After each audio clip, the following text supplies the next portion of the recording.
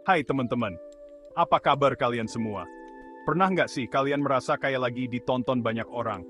Seperti ada mata-mata yang selalu mengawasi setiap gerakan kita. Kayak hidup ini panggung sandiwara gitu. Kadang kita jadi peran utama, kadang juga jadi peran pembantu. Semua tergantung situasi dan kondisi. Tapi tahu nggak, setiap kita ngomong atau ngelakuin sesuatu, pasti ada aja yang merhatiin, ngomongin, bahkan ngasih penilaian. Mereka selalu punya opini. Nah, pandangan orang lain ini, mau nggak mau, emang udah jadi bagian dari hidup kita. Kita nggak bisa menghindarinya. Kadang, pandangan orang lain itu kayak cermin loh. Cermin yang bisa memantulkan siapa kita sebenarnya. Dia bisa nunjukin sisi diri kita yang selama ini nggak kita sadari. Sisi yang mungkin tersembunyi dari pandangan kita sendiri. Kadang bikin kita makin percaya diri. Tapi kadang juga bikin kita jadi minder. Semua tergantung bagaimana kita menanggapinya. Tapi ingat ya, cermin itu jujur. Dia cuma ngasih lihat apa adanya, bukan ngejudge kita. Cermin hanya memantulkan kenyataan. Yang bikin repot, kadang kita malah lebih percaya sama cermin yang retak.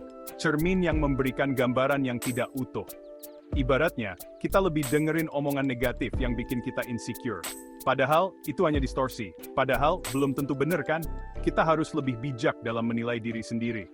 Kadang, kita terlalu fokus sama suara-suara jelek, sampai lupa kalau banyak juga pujian dan dukungan di sekitar kita. Dukungan yang bisa menguatkan kita. Kalian tahu Pak Soichiro Honda, pendiri perusahaan motor Honda? Beliau adalah contoh nyata bagaimana kegagalan bisa menjadi batu loncatan menuju kesuksesan. Dulu, beliau pernah ditolak kerja jadi teknisi di Toyota loh. Alasannya, ijazahnya kurang bagus. Bayangkan, seorang jenius seperti beliau pun pernah mengalami penolakan. Tapi, Pak Honda nggak patah semangat. Beliau justru menjadikan penolakan itu sebagai motivasi untuk terus berjuang. Beliau malah makin semangat buat buktiin kalau dia bisa sukses. Dengan kerja keras dan tekad yang kuat, beliau terus berinovasi. Akhirnya, beliau berhasil dirikan perusahaan motor sendiri yang mendunia. Honda kini menjadi salah satu merek motor paling terkenal di dunia. Keren ya? Nah, kritikan yang awalnya bikin down, malah bisa jadi penyemangat. Sebaliknya, pujian yang berlebihan juga nggak selalu bagus loh. Bikin kita lupa diri, merasa udah paling hebat. Kita jadi terlena dan berhenti berusaha.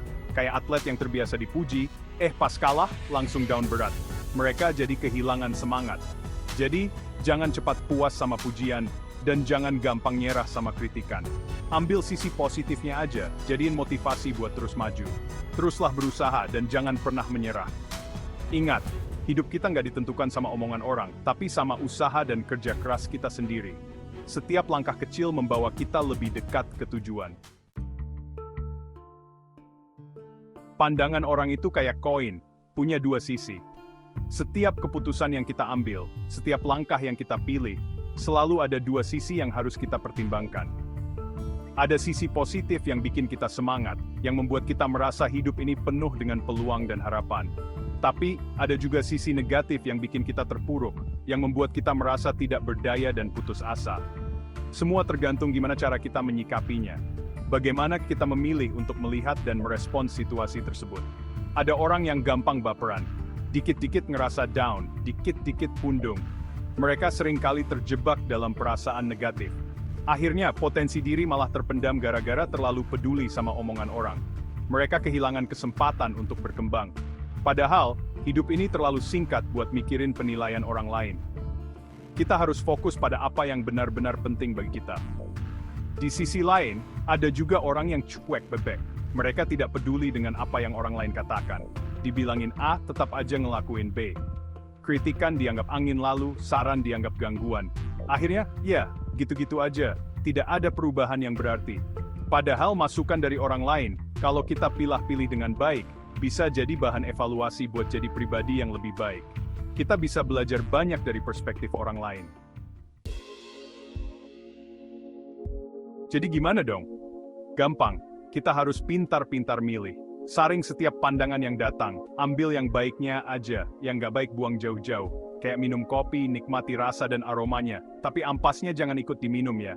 Kalau ada pandangan positif, syukuri. Jadikan motivasi buat terus berkarya dan berbuat baik.